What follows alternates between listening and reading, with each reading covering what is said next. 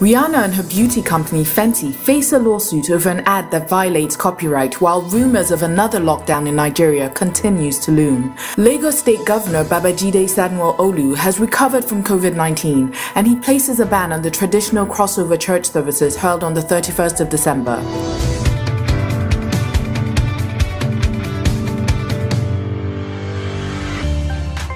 Welcome to Sidemex Universal's Trending Last Week video, where you get the hottest gist that happened during the past week.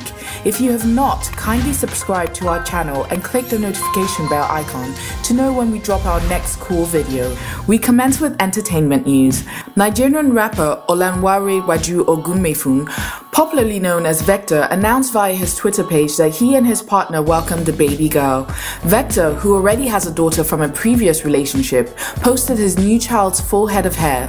The rapper wrote, "Hair product bills loading. Congratulations, Vector. We're also shipping out congratulations to ex-BBNaija star Gifty Powers, who welcomed her second child. Gifty announced her son during the Christmas season, but she mentioned that he had been born since December. The former reality TV star welcomed her first daughter, Alicia, in December 2017. As she did while announcing her daughter's birth, she also covered her son's face, likely to build momentum towards when she finally reveals his face. This is a kind of celebrity thing. Last week, Nigerian film stars Ejiofor Suleiman and her husband Ibrahim Suleiman finally revealed their son's face. Since the celebrity couple announced the birth of Keon earlier in 2020, they had not revealed his face until Christmas. On her Instagram page, the actress, who found through Mnet's TV series Tinsel, posted her son's photo with the caption, "Keon Iman Suleiman is the best thing to ever happen to me, and amazingly happened in this crazy 2020. Nigerian singer David Adeleke, better known as Davido, gets a Lexus car gift from his friend. While the singer might be a billionaire's son, he certainly appreciates gifts as well. This is evident in his ecstatic reaction to the gesture. In a video that surfaced online, Davido showed off his new ride while praying for the unnamed friend. Also, the singer was spotted at his driver's wedding after revealing that he will be the best man on the day. The reactions to the photo pointed out how close Davido is to his crew members and employees. No wonder his friends are giving him luxury cars." Still on entertainment news, Rihanna, who has not released a music project since 2016, has given fans a glimmer of hope of good things to come. In an interview published online during the week, the singer revealed that her plans for 2021 includes taking her music to a different level. While she is not explicitly saying that she will release something next year, the cryptic message is enough to raise the anticipation level among her fans. Rihanna also said that she will ensure that her next music project is worth the wait. While you appreciate her next release, you should know that the father-daughter music duo King Can and Sabalu are suing Rihanna and Fenty over copyright infringement in an ad. Fenty, owned by Rihanna, had posted a social media advert using sounds from a song titled Good Habits and Bad. According to the lawsuit, the song's owners have not given their legal permission to the cosmetics and fashion company. The implicating advert on Fenty's Instagram page had garnered over 3.4 million views as of the time that the lawsuit became public. King Khan and his daughter are suing Rihanna and Fenty for damages and also want an injunction that blocks the company from using the song again. Nigerian singer Oluwatosin Ajibade, better known by his stage name Mr. Eazi, went on Twitter last week to announce that his laptop and phone was stolen in Accra, Ghana. Then he pleaded to popular Ghanaian musicians Sarkodie, Stonebwoy and Shatta Wale to help him recover his stolen gadgets. He also posted several tweets promising a reward for anyone that returns the lost items. We don't know if Mr. Eazi has found his gadget, but we know that Tasha had a wonderful 25th birthday. The Instagram influencer and former BBNaija housemate answered 25 questions to celebrate her birthday in a video posted on YouTube. Also, Tasha, whose real name is Natasha Akide, got many surprise gifts. Her fans, who call themselves Titans, gave her a total cash gift of 6 million naira. They also gave her a logistics bus and 3 dispatch bikes to support her business.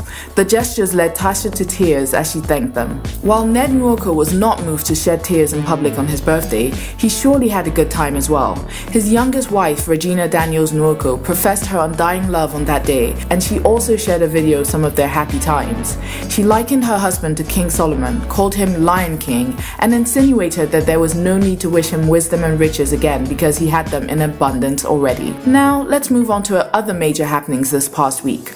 Socioeconomic Rights and Accountability Project, SERAP, threatened to take legal action against the federal government if it does not withdraw the threat to block SIM cards of Nigerians not linked with the national identity number. According to the group, the data being sought already exists in several platforms, including bank verification numbers, BVNs, driver's license, international passports, and voters' cards. It urged President Buhari to instruct head of commissions to find a way to harmonize the existing databases in government agencies amongst themselves.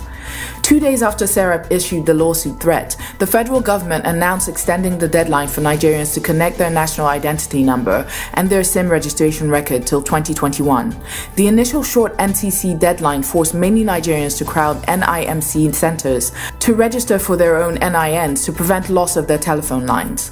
The sight of mass gatherings at these centers has resulted in a new wave of criticism of the government, as many fear it will escalate the second wave of COVID-19 transmission sweeping the country. Here are the new directives of the NIN SIM deadline. Subscribers with NIN have until the 19th of January 2021 to connect with their records, while those without NIN have till the 9th of February 2021 to get it and update their records. Now let's go on to the sports world. Arsenal breaks a run of bad games with a convincing win over Chelsea. Under pressure, Arsenal manager Mikel Arteta will be the most relieved after his side inspired a 3-1 victory over Chelsea on Boxing Day. Goals from Alexandre Lacazette, Granit Xhaka, and Bukayo Saka put Arsenal 3 goals up in a commanding fashion. And Tammy Abraham's consolation strike was not enough to strike a comeback or even a frantic ending. Although it might have been a different story had Chelsea's Jorginho not lost his stoppage time penalty. Manchester United and Leicester City settled for a late draw at the King Power Stadium. Marcus Rashford put United in front, but Harvey Barnes pulled Leicester level, and as Bruno Fernandes struck to put United clear once again, an own goal ensured both sides shared the spoils. Gundogan and Ferran Torres held City past passive Newcastle United in a comfortable 2-0 win that could easily have been more. Other Boxing Day results: Aston Villa won 3-0 versus Crystal Palace, Fulham drew 0-0 with Southampton, Sheffield lost 0-1 to Everton. James Harden was fined $50,000 by NBA for violating the league's health and safety protocols. The league announced on Wednesday night that Houston Rockets star James Harden has been fined $50,000 for violating the NBA's health and safety protocols after videos showing Harden at a party without a mask began circulating on social media on Wednesday morning, leading to a league investigation.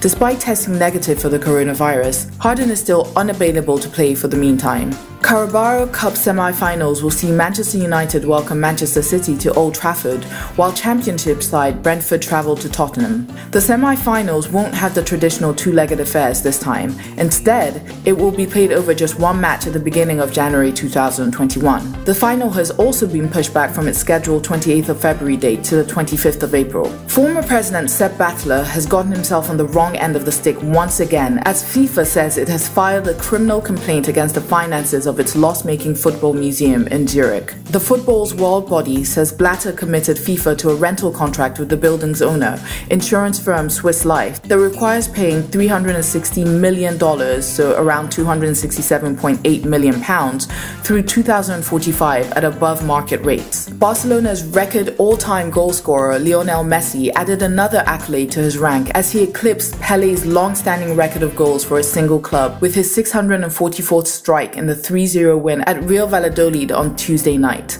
Messi scored his first goal for Barcelona in 2005 and has won 10 La Liga titles and 4 Champions Leagues in his spell at the club. However, he is out of contract at the end of the season and able to talk to other clubs from January. Paris Saint-Germain sacked its coach Thomas Tuchel 4 months after he led them to the Champions League final in Lisbon. Tuchel joined the club at the beginning of the 2018-2019 season. He has won back-to-back league titles as well as the Coupe de France and the Coupe de la Ligue in 2020.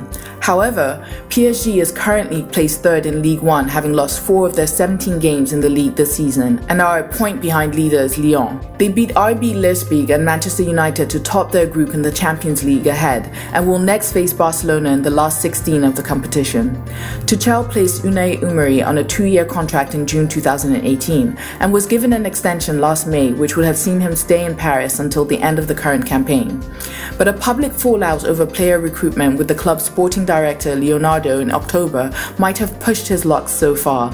Now, former Tottenham boss Mauricio Pochettino is set to take on the job. During the week, the federal government revealed that it has not declared a fresh lockdown in Nigeria. However, many people have been hinting at this following the confirmation of the second wave of COVID-19 in the country. The Minister of Information and Culture, Alhaji Lai Mohammed, allayed fears of another while he was speaking on the Radio Nigeria program Politics Nationwide in Abuja. He mentioned that what authorities in the country are doing is to reduce chances of mass gatherings, and they even direct public sector employees of some levels to work from home. Meanwhile, Lagos State Governor Babajide Sanwo Olu is out of isolation this past week after he recovered from COVID-19. His first point of call is to lay down directives for the festive season in the city. One of his directives is that all churches in the state are to suspend all-night services, including vigils and crossover services.